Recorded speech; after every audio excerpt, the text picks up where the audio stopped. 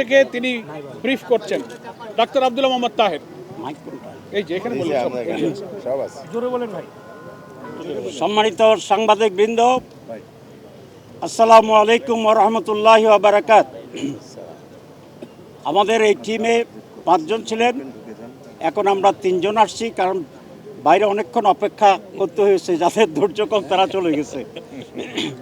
আমার ভাইয়ে যিনি আছেন আমাদের দলের মাননীয় সেক্রেটারি জেনারেল এবং সাবেক এমপি মিয়া গোলাম পরোয়ার অধ্যাপক, এবং আমার ডানে যিনি আছেন তিনি একজন সাবেক এমপি, আমাদের দলের অ্যাসিস্ট্যান্ট সেক্রেটারি জেনারেল জনাব হামিদুর রহমান আজাদ, আর আমার নাম তো আপনারা ইতিমধ্যে শুনেছেন। আমি প্রথমে জামাত ইসলামীর পক্ষ থেকে আপনাদেরকে ধন্যবাদ জানাই। দীর্ঘ সময় ধরে আপনারা এখানে উপস্থিত আছেন। আজকে আপনারা ইতিমধ্যে জেনেছেন যে প্রধান উপদেষ্টা এবং রিফর্ম কমিশনের নতুনভাবে যারা সদস্য ছিলেন তাদের সাথে বৈঠক হয়েছে। ওনারা কীভাবে এটা করবেন এবং বিভিন্ন দলের সাথে স্টেক হোল্ডারদের সাথে আলাদাভাবে আলোচনা করবেন সে বিষয়ে আলোচনা হয়েছে। আমরা এই উদ্যোগকে স্বাগত জানিয়েছি এবং সকল পজিটিভ সিদ্ধান্তে জামাত ইসলামী সমর্থন জানাবে, আমরা এটা ঘোষণা করছি।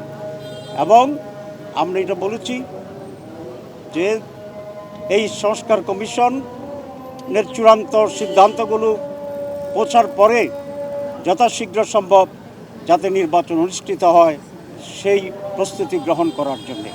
একনল হ্যান্ড ওয়াশ 100% প্যারাবেন ফ্রি, তাই নিরাপদ হাতের জন্য আস্থা রাখুন একনলে।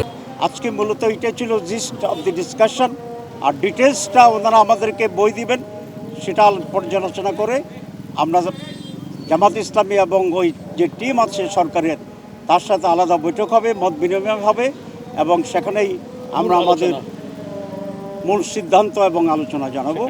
এটাই আজকের মূল প্রতিপাদ্য বিষয়। আপনাদের সবাইকে ধন্যবাদ। আসসালামু আলাইকুম রহমতুল্লাহ। নির্বাচন নিয়ে আপনারা কোনো প্রস্তাবনা দিচ্ছেন যে কোন নির্বাচনটা আগে?